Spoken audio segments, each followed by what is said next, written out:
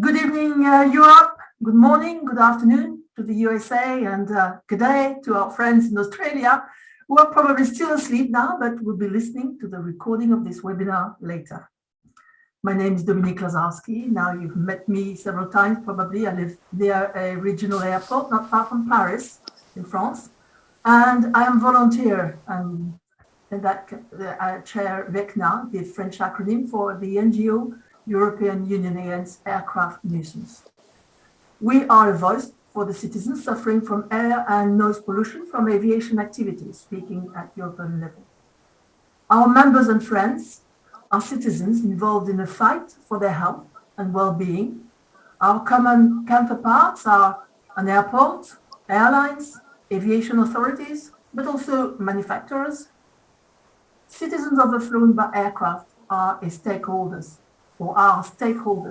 in the aviation-related ecosystem, and they want to be part of the decision-making for actions regarding their lives. They do not want others to impose those decisions on them. If we want to improve our situation, we then must engage with the other stakeholders. But do they want to engage with us? And when they do, is it in good faith? Or is it merely a cover-up for the show, but not for real action? Now, community engagement is a very fashionable expression. But what are the conditions to make it efficient? This is what our speakers of today will explain.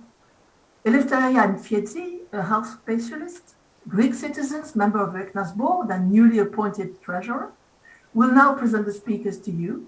Eleftheria, you have the floor. Thank you, Dominique. Today we have with us Professor Paul Hopper, who is Head of Enterprise Development in Manchester Metropolitan University. He's an expert researcher, among other things, in aviation and sustainable development, in stakeholder participation in environmental policy and practice, in development and the diffusion of cleaner technology and sustainable development policy and practice. We also have with us Mr. Manfred Peter, who is chair of the coalition of community groups around Vienna Airport and a member of the board of Uecna. He is a lawyer and he has spent many years in politics-related professions. Over the years, he has held many important professional positions in the Austrian justice system, and his professional career ended as a deputy director in the Austrian Federal Environmental Service. That leaves me no question about why, under his leadership, the citizens' initiatives developed so well. Their struggle bore fruit, leading to a successful cooperation with the authorities and the airport. Tonight, he and Professor Hopper will talk to us about which is the best practice in engaging with airport communities. And Mr. John Stewart, our Vice President in Uecna, will facilitate the discussion and the forthcoming questions from you. Thank you. Thank you, Eleftheria. And can I add my welcome to everybody? And we'll move straight into Paul, and then Manfred will speak. And as ever, there'll be plenty of time for questions and discussions after the two speakers have made their presentation. So it's over to you, Paul, and good to see you. And I think, Dominique, you've got Paul's presentation seamlessly on your screen. Is that good? Yep. Good. Paul, maybe you're muted. We can't hear you.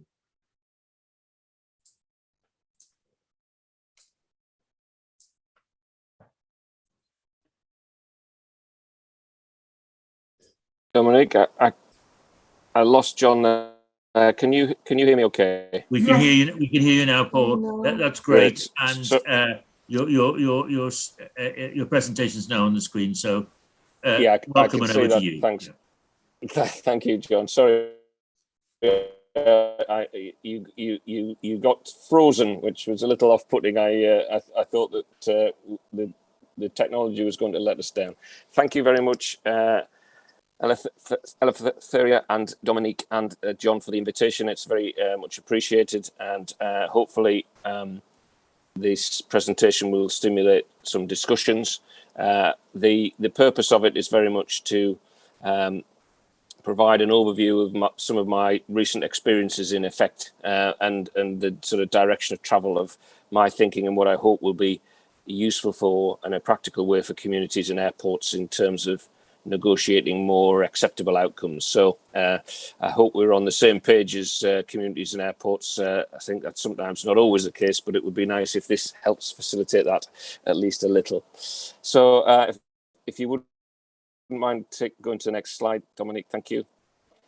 So we know that short-term noise impacts are associated with health, and we know that they have informed recent WHO guideline values. So the obvious conclusion to that has to be that any comprehensive approach to noise impact mitigation needs to directly address sleep disturbance and annoyance. And I'd say that explicitly because a lot of policy has been driven by trying to affect noise exposure rather than necessarily focusing on impact. So we just need to remember that there is a subtle difference there that we'll try and unpack as we go forward. Next slide, Dominic, please. I'm sure some of you will be familiar with this slide. It's the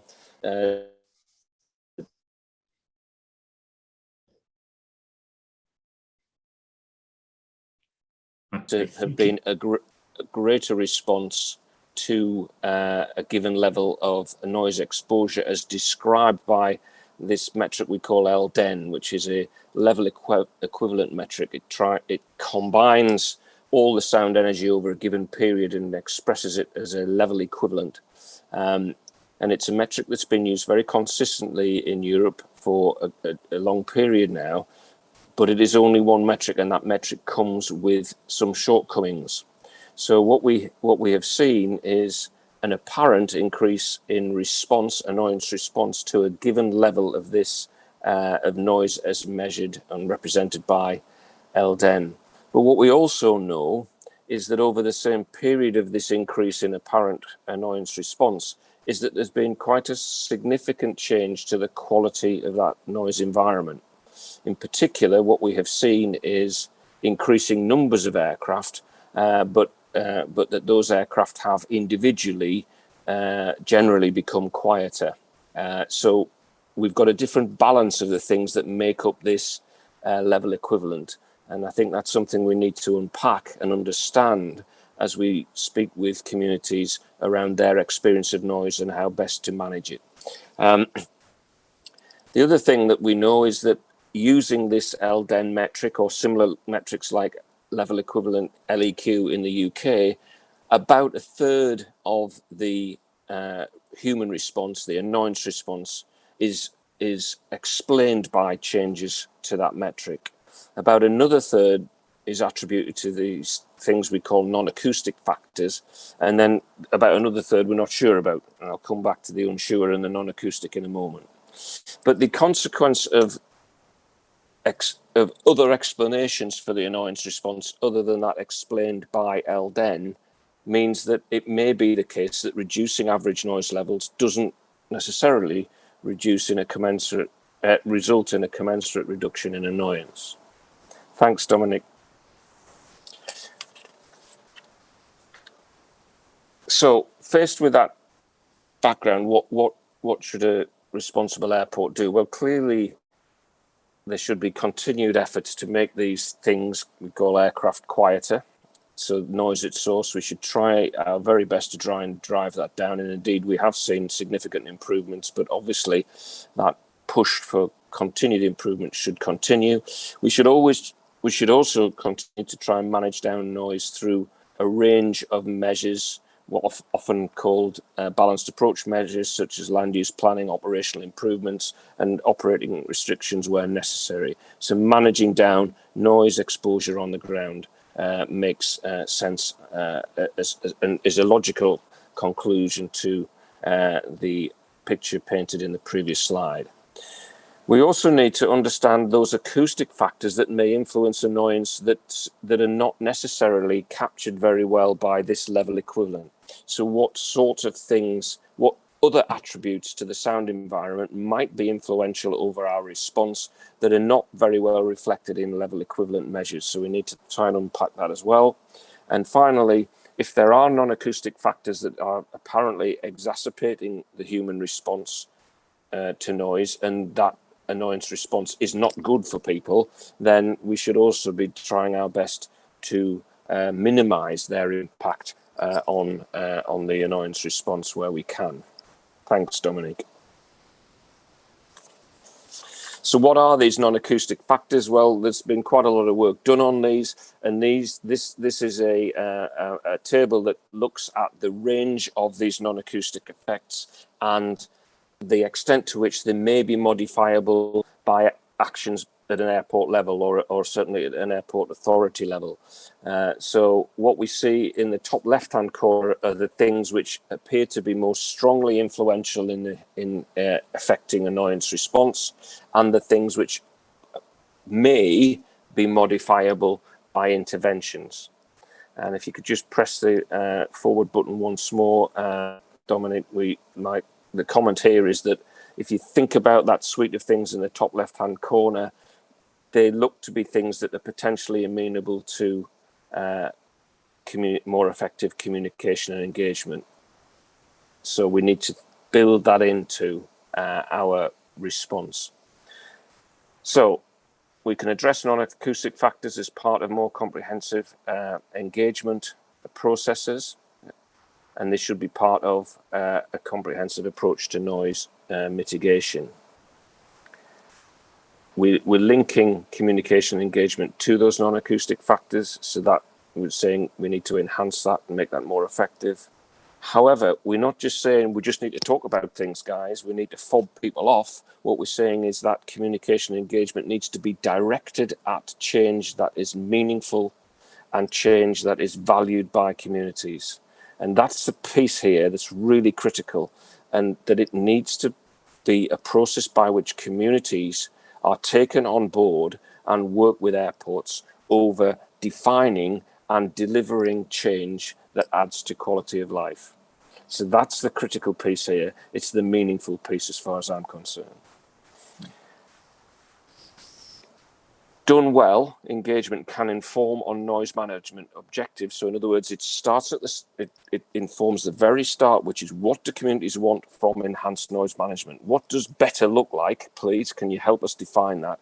And then it also then should inform the process by which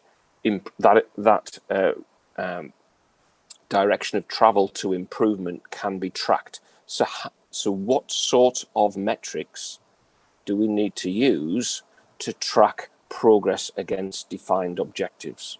And those may be metrics which are currently not used, or indeed are supplemental to conventional metrics that may be more appropriate to particular objectives. And used in this way, in theory and in practice, we can help develop a more effective license to operate for airports. Thanks, Dominic. We've proposed in a recent project, which was funded by the European Union, and has now just finished as we speak. I am in the death throes of writing project reports, which is a joy and a pleasure, as I'm sure you've all been there. But one of the things that we emphasize in the project is a methodology which is trying to emphasize this piece about meaningful. What does meaningful mean, and how might enhanced communication and engagement help facilitate meaningful change? And at the heart of that is this idea that it has to be part and parcel of the process of identification of need for change or an intervention, the development of options to deliver on that need or that objective, the input to selecting between options, and the process of implementation, and most importantly, through that process, the identification of the method by which efficacy will be tracked. And then hence you have a data set which can be used to evaluate the delivery or not, potentially, of the desired change. Thanks, Dominic. So what are the things qualities that need to happen in that cycle that make for more effective approaches? Well, first of all, there's a range of guidance out there, but it's a bit patchy, I'll be honest with you, and it tends to focus on activity rather than outcome. But we've tried to emphasize in Anima, and there's quite a lot of information now on a noise portal that has been developed there about what meaningful engagement actually constitutes, the processes that we can use to empower communities and provide them with greater control over things that happen. And I think Dominic talked to that question of, are we being done to, or have we got some control over our future? And I think that's critical here. As part of that, you need to start the conversation around what is it that's important here and how might we best serve those values. And that suggests that early engagement is important if those proposed courses of action are to align with values. I believe there's a role there in that process also for enhanced communication tools such as virtual reality, because these can help bring to life some of these metrics. So what does a certain LMAX, a certain loudness when written as a number, what does it actually sound like? What does it look like? And I think that can help us understand whether or not we think something is or is not acceptable. I think the other piece here is that overall, all these actions in the noise management space are about trying to deliver improved quality of life. So unpacking that concept more generally can also be helpful, because it may well be that airports can make positive contributions to quality of life in other arenas as part of an overall package that is how the airport engages with and affects its local communities. One of the things we tried to do in Anima was to look at previous interventions and how they may have impacted on quality of life. And what became very clear to us was that that's hellishly difficult where there's no agreement on the link between a change and quality of life at the start. So it's very difficult to try and impose this after the fact. So hence this speaks to this question of agreeing on the broad direction of travel, the general objectives that the community wishes to see served at the start, so that you then at least got a yardstick by which you can compare progress. So that is critical to effective evaluation, to decide what it is that you wish to judge your performance on right from the start. Thanks, Dominic.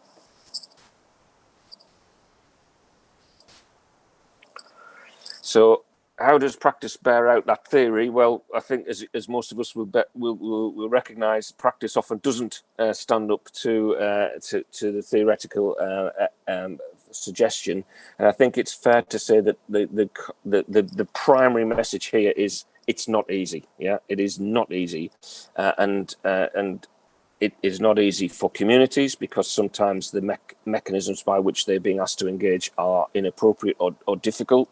It's not easy for airports because getting at communities in a representative and comprehensive way can be very, very difficult as well. But there are examples where two-way dialogue has informed effective noise management. I think Manfred will talk about how that's been achieved in Vienna. So it is possible, but it's not easy. What we're suggesting is the sorts of things that can help make success more likely are engaging early to develop a sort of sense of, it's referred to in the arena of airspace in the UK as design principles, which is one way of expressing this idea of objectives that you start with. You know, what are the things that we're trying to achieve at the heart of this change from the get-go? Yeah. Let's not worry about the specific changes, but what do we want them to achieve? And the airspace change process in the UK describes them as design principles, which are quite a nice way of conceptualizing that stage. I think the next point is, if you've got those design principles or objectives agreed, how are you going to track progress against them? And that requires us to think creatively and carefully about the measures of success. And I think that is something that we probably haven't spent enough time on. And that may require us to think about different metrics than we have conventionally done to measure success. We need to use communication and engagement techniques and tools appropriate to the task in hand. I'm going to talk a little bit about that in a moment. And we also need to recognize that we need to report on that process, because it can be quite long-winded if we're going to manage expectations and demonstrate progress. So I suppose the strapline here is that engagement is less about doing the right thing, but rather about a process of doing things in the right way so that the right thing can emerge. And in that way, of course, you can tailor to specific circumstances, so acknowledging that different communities at different airports may require different things. So what does this bit about engagement techniques, what am I talking about there? Well, I think we all acknowledge that doing it well requires relatively intimate contact with people, and that can't be done in large numbers. So particularly when you are discussing concepts and objectives, it may be more effective to do that in environments in which there can be an interaction, where questions can be asked, where propositions can be posed, what is it we're after here, discussions can take place. And that might take quite some time and require quite a sophisticated range of discussion. And indeed, you may have to pause and say, we need to bring in some expertise or some evidence, because we need to wrestle with that question in a bit more detail. So those sorts of tools which allow interaction, I think, are vitally important there. Having been through that process, it may then be useful to engage in more extensive consultation, where you may be being presenting people with clearer choices. So it's not what's the best way forward, what are our broad principles, but having identified those, here are some options, and here is how they perform against those principles, and I'm now asking you which you prefer. And it may be at that point that you can widen the net in terms of your community engagement. Of course, reporting on what you're doing, why and when and where is vitally important to that process. The image on the right is just a little, bear this in mind, and that is that it was quite interesting that when a proposition around should we fly round areas of population or actually go for the best option if we need to fly through it in terms of noise and emissions, we got different answers dependent upon the type of technique used. So that's quite an interesting point there.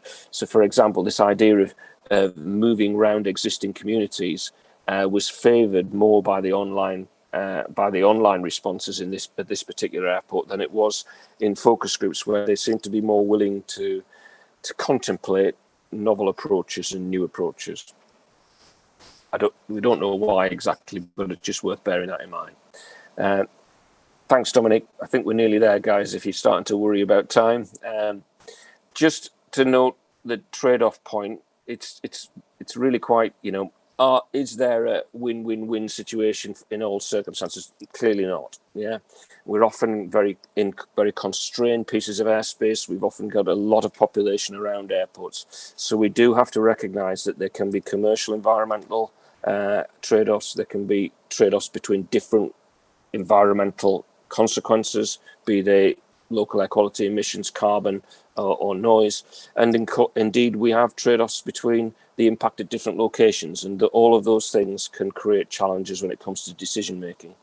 How do we deal with that? Well, the bottom line is, again, there's no simple answer, but let's be blooming transparent. Let's make damn sure that the various consequences of a course of action are made as clear as possible, so that we can judge, and we're given the opportunity to balance those consequences as individuals and communities in an open way.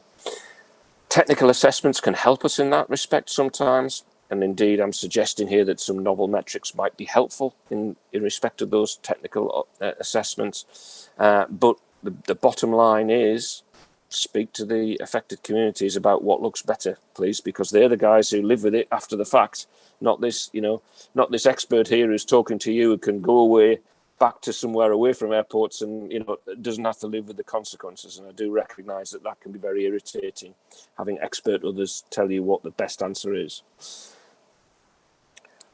Where we are redistributing noise, and that is a key part of a lot of the airspace change challenges that we're seeing, there are potentially winners and losers. So we do need to begin to think about how we can prioritize in those cases. So, for example, put crudely, is it better to reduce the noise burden on those who are currently have a greater noise burden at the expense of other communities whose noise burden presently is lower? Is that reasonable? Or is it the fact that it may well be that because those communities are further out and the noise is more dissipated, that we're talking about more people losing out, even if their noise levels are lower than those people living closer to the airport? So that's an interesting question of trading off between noise levels and between numbers of people. And that's a discussion that we tend not to get into in some of our policy debates. Thanks, Dominic. So what's the take-home points? I think the start early piece has hopefully been clearly made. This is a journey we're on, and therefore it's very important that as part of enhanced communication, we take people through the process to understand why it's starting, when it's starting, what the different stages are intended to do, how they feed into one another, and so on. So people understand what is happening, where and when, and hopefully can buy into that process. We need to accept the fact that particularly early on, when we're dealing with concepts and objectives, that those issues can be complex. We may need to take a pause. We may need to come back and with revised materials and information in order to affect quality conversations and discussions. And indeed, that may mean that we have to test some of the communication tools and information in advance to ensure that people understand what we're trying to discuss. I'm suggesting that less extensive but more intensive quality engagement may be most useful at the start to help with those big questions and concept questions, and that methods which in essence allow dialogue and the development of a mutual understanding are preferred over broad, spectrum wide distribution of information which isn't necessarily facilitating of feedback. If you start discussing management principles or objectives, what are your overall things? It's really important that you try and prioritize those early on if you're going to help inform decision making later on. So if you've got a bunch of design principles and you haven't ranked them, that's going to be a challenge down the track when it comes to saying, well, which of these options are better? And I think the other piece there is that we need to ensure that discussion also informs the metrics that we use to capture performance. So if we say we want performance that's really improved in this area, so for example, if we look at this question of dispersal, and people say that's important to us. Okay, how do we capture dispersal? How do we illustrate the relative performance from dispersal perspective of different options? Well, we need to think about that. We might need to use operational metrics. We might need to think about different forms of noise on the ground metrics to capture distribution, for example. So in essence, only when we do have a good and agreed mechanism of capturing performance, only then can we measure progress against those objectives and therefore allow that cycle of evaluation and feedback into improved decision making in the future to occur, which at the heart of this is essential.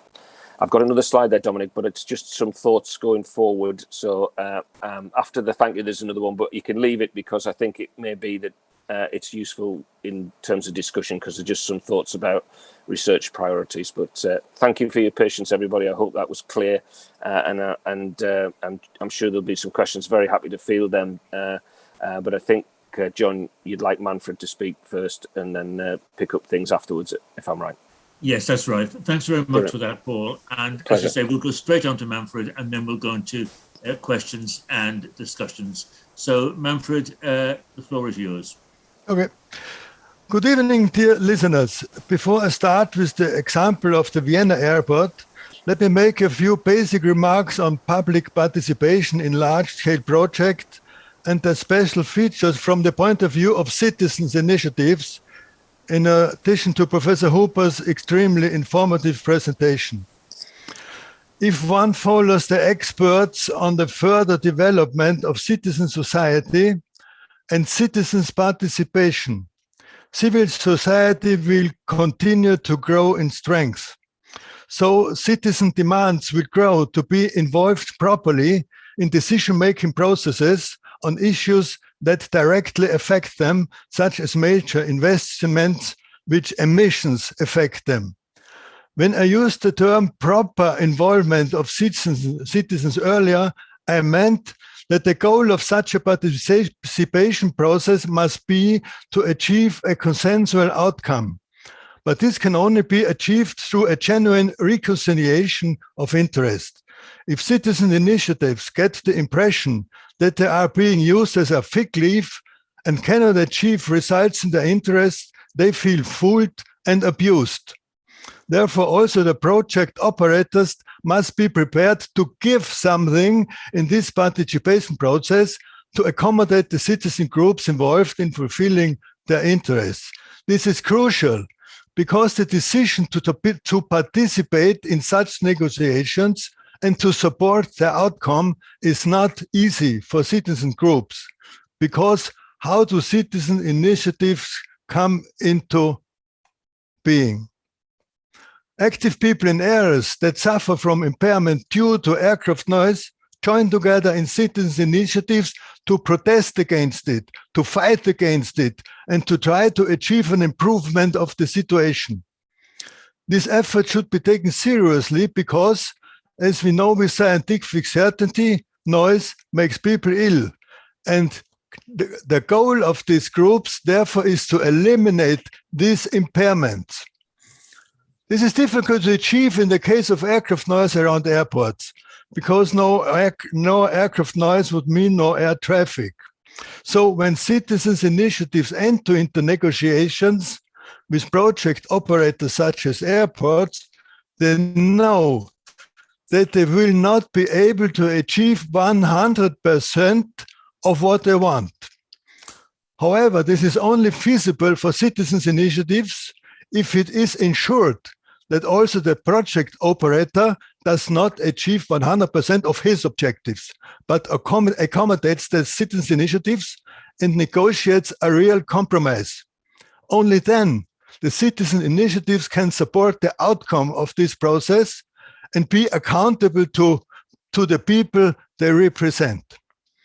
Now let's take the Vienna airport as an example. When the number of aircraft movements rose sharply in the second half of the 1990s, the Vienna airport intended to build a third runway in order to avoid capacity bottlenecks. But when this became public knowledge in the end of the 1990s, unrest and discontent arose in the area surrounding the airport, in the communities and among the population. There were justified fears that this would lead to steadily increasing impairments and burden from aircraft noise. A number of citizen initiatives emerged. The mayors of the surrounding communities wanted clarity. At that time, the conditions were in place in Vienna that are necessary to get a project like the mediation process at the Vienna airport off the ground. It needs a project that generates the corresponding pressure. It requires groups such as citizen initiatives and municipalities that take up the fears and anxieties of the population, articulate them and pass them on. External circumstances such as upcoming elections are helpful to make the regional political leaders look for ways to prevent this pressure from the population becoming politically effective. It needs a proposal for a path that seems practicable and it needs persons on all sides who are willing to go down such a path. So there are definitely complex prerequisites required to such a project. This was given in Vienna and led to the establishment and implementation of the mediation process at the Vienna airport. This process lasted from 2000 to 2005 and led to the conclusion of the mediation agreements after intensive negotiations that demanded a lot from all parties involved and do not only once ran the risk of failure.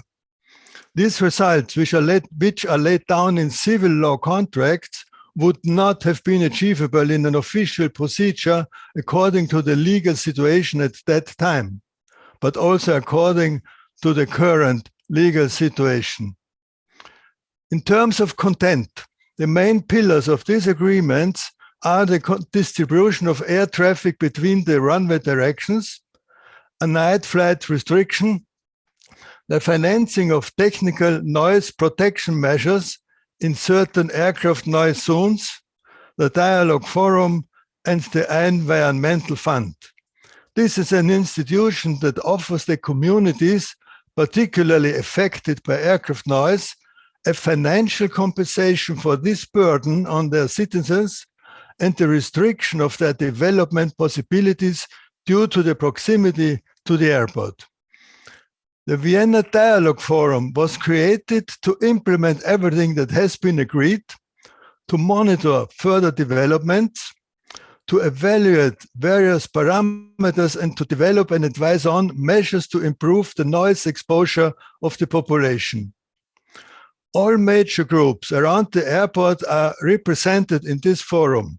The airport operator, the airlines represented by the home carrier Austrian Airline, the surrounding federal states of Lower Austria, Vienna and Burgenland, the surrounding communities, the AG gegen Fluglärm Working Group Against Aircraft Noise, representing the citizens, and Austro Control, the Air Traffic Control Authority of the Republic of Austria. Now, after 16 years of experience in the work of the Dialogue Forum, it can be said with full conviction that the creation of this instrument of reconciliation of interests has proven its worth. A large part of what is possible in the given situation of the two-runway system in terms of optimization with regard to noise reduction has been implemented. The implementation of further measures is becoming increasingly difficult because, unfortunately, shifting flight routes also means shifting burdens. After all, the surrounding of large cities are not deserted, and therefore relieving the burden on one population group means burdening others. Finding consensus solution therefore requires a high degree of willingness on the part of those involved to take a holistic view, which is to put aside self-interests in favor of justice and solidarity. But time does not stand still, and the aviation industry has developed enormously. While there were 187,000 aircraft movements at the Vienna airport at the beginning of the mediation process in 2000, and 250,000 at the end of it in 2005, there were already 281,000 movements in 2019. And without the pandemic, it would have been more than 300,000 in 2020. The third runway did not go in operation in 2012 as intended because the approval process took until 2018. And now the slump in air traffic due to the corona pandemic and its not really predictable recovery has postponed the construction of this runway indefinitely. The AG gegen Fluglärm Working Group Against Aircraft Noise therefore has already requested in 2019 in the Dialogue Forum that the possibilities for further improvements for the people affected by aircraft noise in the two runway systems be negotiated in mediative negotiations. This request has been adopted by the Dialogue Forum, and these negotiations will begin shortly. The AG gegen Fluglärm Working Group Against Aircraft Noise will enter these negotiations with corresponding demands. This also includes an extension of the night flight restrictions. This negotiation will once again put this model of public participation and reconciliation of interest at the Vienna airport to the test and demand a maximum of willingness to compromise from all parties involved. For only if all negotiation partners are prepared to approach the other partners, an agreement can be reached. It remains to be seen whether this model of citizen participation at the Vienna airport will also be successful in the second round, and thus perhaps serve as an example for imitation. Thank you for your attention. Manfred, thank you so much for that. That was really very clear and positive. Now we have got time for questions and discussion. I can't see everybody because there's a lot of people. I can't see everybody on the same screen. So if I don't see you, just start speaking. And also, just to say, repeat what I said last time round. If you're a little bit not very confident about your English, don't worry about that. There'll be a lot of people on the call who are not very confident about their English. So you're amongst friends. Feel free to speak, even if it's in English that is not perfect. That's absolutely fine.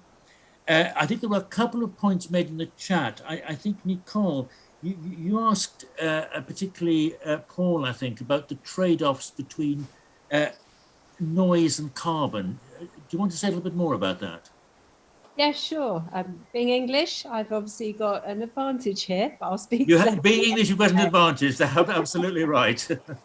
Yes, I mean, obviously with Paul's had a lot of exposure to this. And I'm just wondering, he talked about the design principles for airspace design, and some of the things that got to be done is weighing up different options. And then you have like noise on one side and say carbon or any other environmental impacts. I'm wondering if he's experienced how to trade these off, what the best options are for one saying, you know, noise is this much, carbon is this much. Not only how you might trade them off, but also how do you communicate that best in his experience to the people who are interested in the outcomes of such a comparison. Thanks, Nicole. Just to say to both Paul and Manfred, if you keep your answers relatively short, that would be wonderful. With difficulty would be the short answer to that question.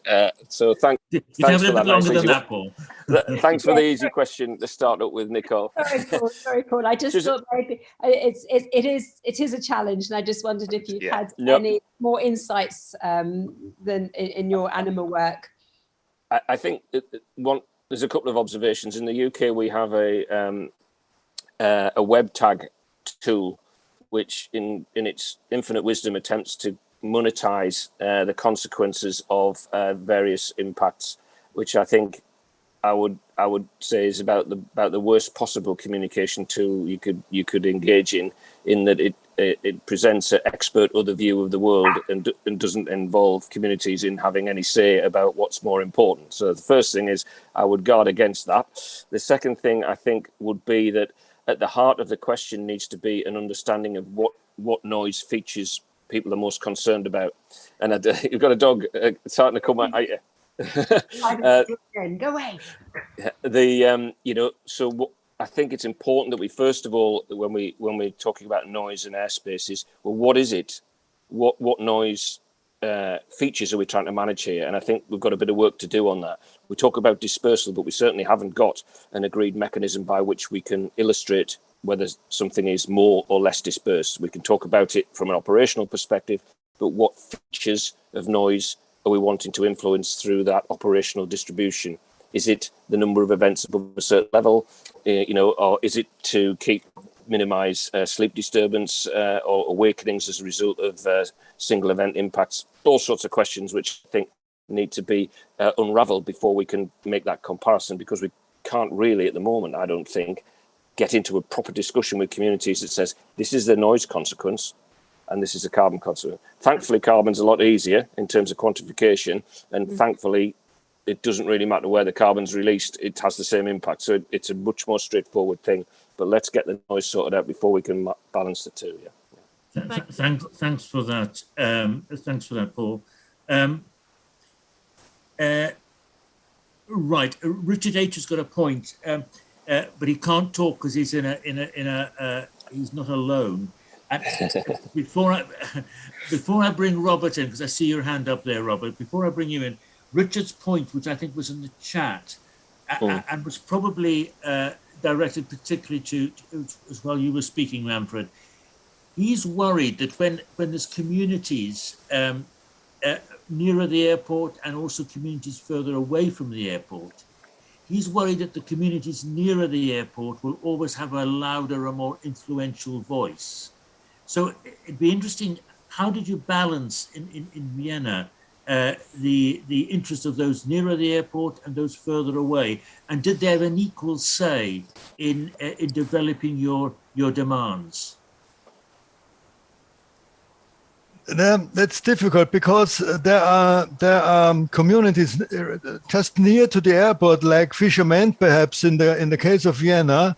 There is nearly no air traffic noise because that's demands on the flight paths. And near to the airport, you have villages where are nearly no flight paths, so there is not so much noise. This is because they're not under the flight path; they're beside yes. alongside. The problem are all communities in the really neighborhood to the flight paths. They suffer a lot from the air traffic, up to a distance to perhaps 40, 50 kilometers. Okay, thank you for that. Robert, do you want to come in? I'm conscious it's all English people so far, but we'll... Thank you, John. Yes. Maybe it's about the 7,000 feet, I think, is it? No, well, that wasn't my main point. My main point was a response to Nicole, because we are currently going through the design principles with Heathrow, and the design principles have changed somewhat because of our input, but I don't want to talk about that right now. I want to talk about Anima and also Vienna. I attended, as did John, Heathrow Community Engagement Board session in 2019 October, where Wolfgang Hessner came along and talked us through the advantages of the just explain who he is, Robert. Sorry, he's the CEO of the Vienna Dialogue Forum, and we came up. Well, I certainly did, and we came away really impressed with what they have achieved. You know, real dialogue and some benefits for communities which we would struggle to see here. For instance, people in the 54 dBs zone around Vienna would receive, their 3-bedroom house would receive 54,000 or 50,000 euros noise insulation. Now at Heathrow at 60 dBs you get 6,000, and that's it, or 4,000. I can't remember the figure now off the top of my head. What I would like to understand from Manfred, because I didn't get the community side of things. I got the CEO of the Vienna Dialogue side of things, and you have said it's a very useful thing for communities. One question I wanted to ask was PBN. Have you instigated PBN just Vienna? To spell this out again for people. Sorry, Robert. Performance-based navigation, so satellite navigation. And if you have it been considered about multiple flight paths? Okay, did you get that question, Manfred? This is not just implemented in Vienna now. Okay, it's not yet to be implemented. Okay, it probably will come, but it's not there yet. Sorry, Manfred. I thought that there were some flight paths which were designed for the night, for instance. specially designed? Are they satellite guided? Yes, if there is a change in flight passes or is created a new one, it's always discussed in the dialogue forum. And only if there is a consensus, it is implemented by the Austro control. That's a very interesting answer. Okay. Robert and I know Heathrow very well, and that's a very interesting answer. Let's go on to Rogério from Brazil. Welcome. Hello, everybody. Thank you for accepting me to this meeting. I'm thinking I'm from Brazil and totally outside Europe, and we are new in this movement of a community engagement. One question that I have for speakers is that one of the issues that we face here to trying to engage communities are, one is many of the residents say, well, I got used to the noise, so it doesn't bother me anymore. So it's kind of hard to convince them that although they are not, they are used to, but the noise is affecting their health. So this is one of the challenges we have. And the other challenge is that, well, nothing can be done about it. They don't trust the institutions or negotiations that we can get done on negotiated with powerful airport operators. So I wonder if such a reality has happened in Europe, or you still face things like that, or how have you all overcome challenges like that? That's an interesting point. I mean, certainly the second question, nothing will happen. We don't trust people. That is very common at airports.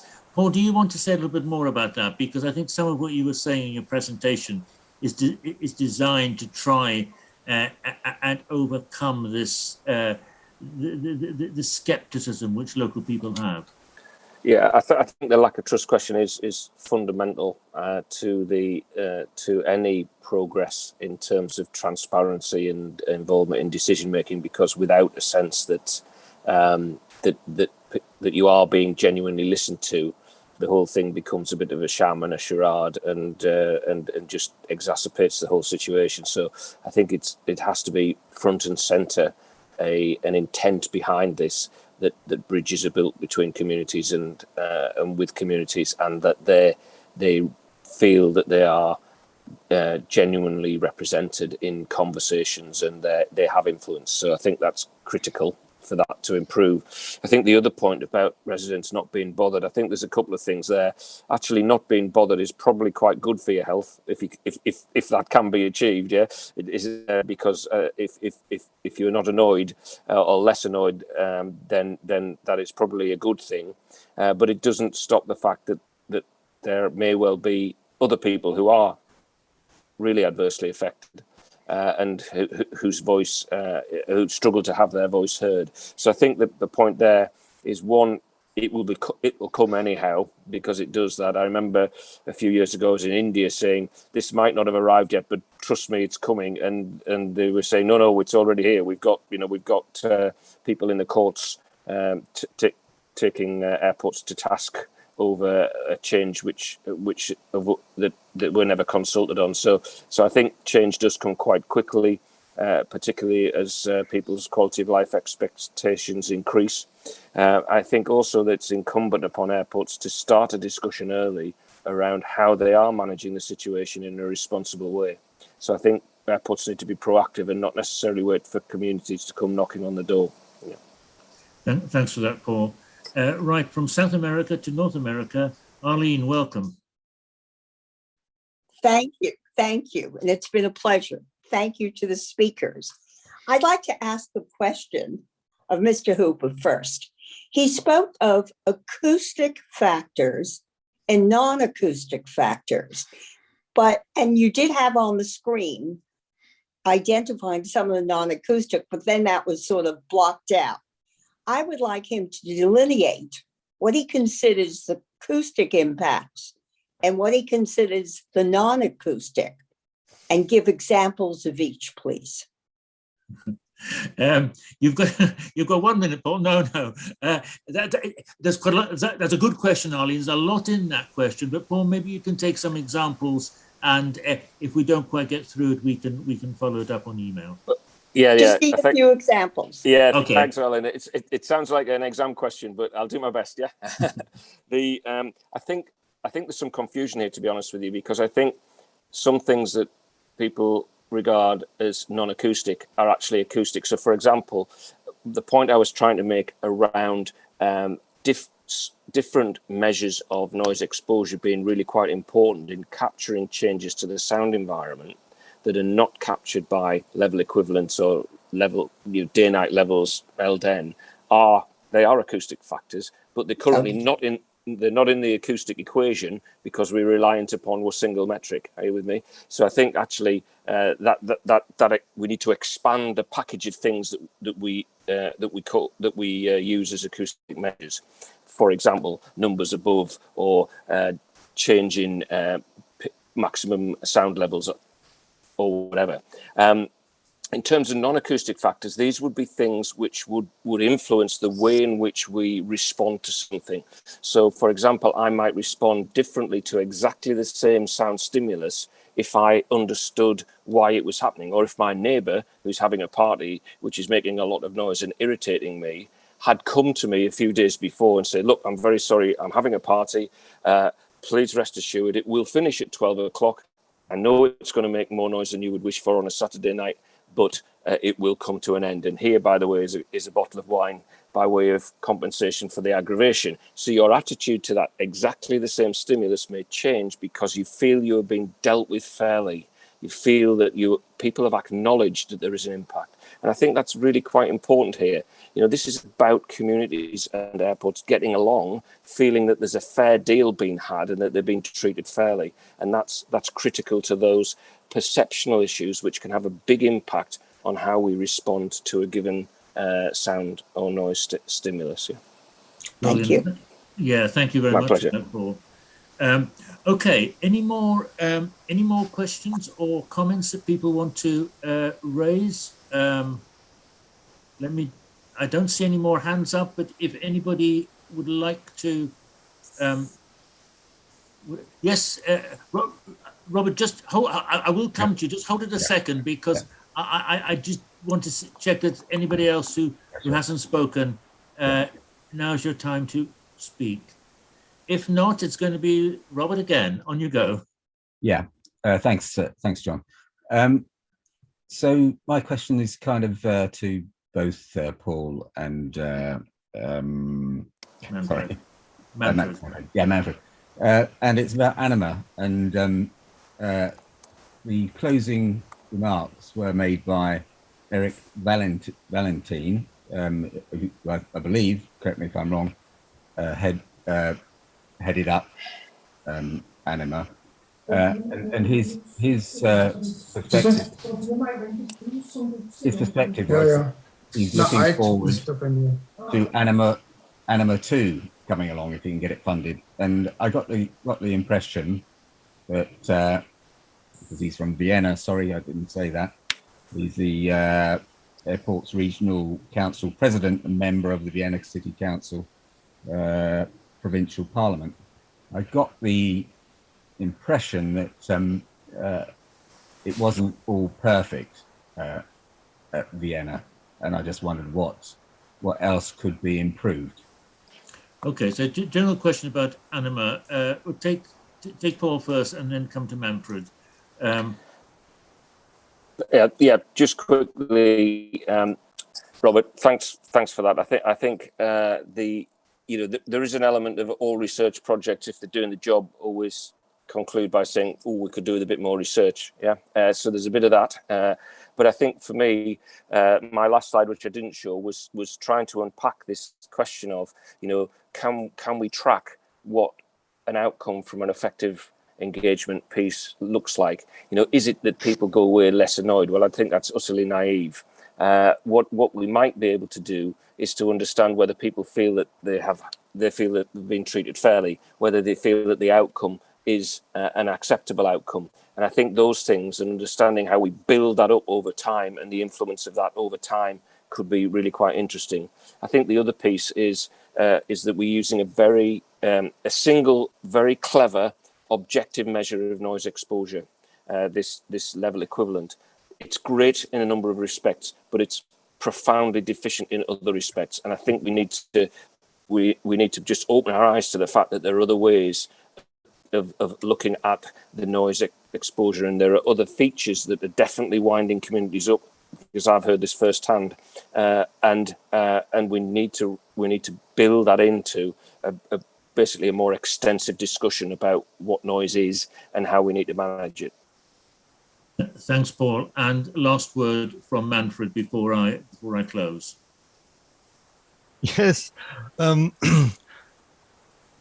The results of the Vienna mediation process was a compromise, and every compromise has the problem that the stakeholders had want more in their own interests, but that was what was reached, and the finish was what was reachable at this time.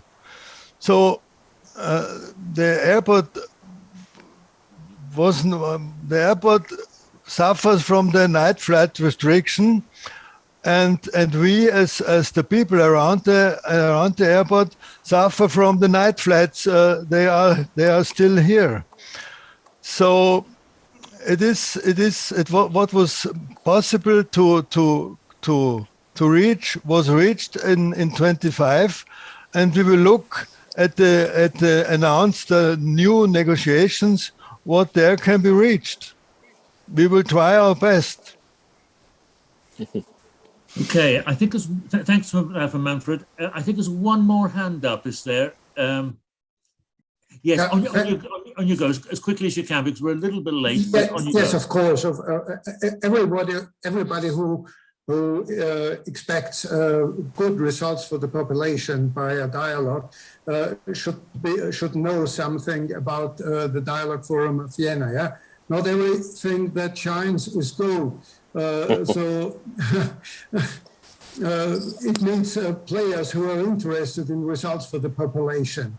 We should measure the dialogue by its results and not by the numbers of meetings. So whoever wants to get in a dialogue, be cautious not to get stuck in a jam of negotiations with the aim to get you tired. And mind, the Dialogue Forum is invented by politicians and not by the airport. And it was made as a shield to get out of any responsibility for the politicians. But they are responsible, of course they are.